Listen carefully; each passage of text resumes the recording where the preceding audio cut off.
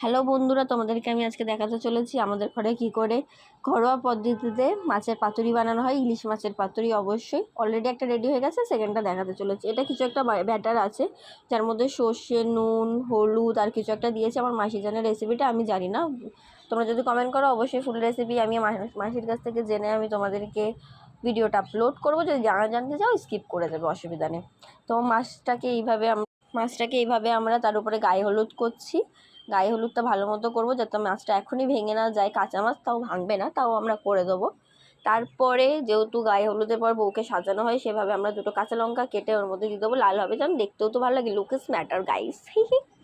তারপরে সর্ষের তেলটা দেবো আমরা এর উপরে, যাতে লোভনীয় লাগে দেখে তোমরা লোভ দাও। আমিও লোভ দিচ্ছিলাম তখন। এবার আমার মাসি করবে, এটার হচ্ছে শাড়ি পরাবে একে কলা পাতাতে দিয়ে। কলা পাতাতে দিয়ে শাড়িটা পরার পর এটার অপারেশন করা হবে। কারণ হচ্ছে এবারে নতুন বুকে যেভাবে শাড়ি পরে, এইভাবে আমরা মাছটাকে শাড়ি পরবো। কারণ बकरा हलाल होने के पहले इसका डिज़ाइन करा जाता है गाइस। তো এরপরে অপারেশন করবো, যেভাবে ডাক্তাররা অপারেশন করে পেট ছেড়ে, কিন্তু সুই সুতো দিয়ে আমরা ওইভাবে করবো না। এটা আমরা বেঁধে নেবো, বেঁধে নিয়ে এটা আমরা সেদ্ধ করে দেবো, সেদ্ধ করে আমরা এটা খেয়ে নেবো। তোমরা যদি ফুল রেসিপি চাও অবশ্যই কমেন্ট করো, আমি মাসির কাছ থেকে জেনে ফুল ভিডিও লিঙ্কটা মাসির কাছ থেকে জেনে ভিডিও আপলোড করবো। থ্যাংক ইউ গাইস, টাটা, শেয়ার অ্যান্ড সাবস্ক্রাইব।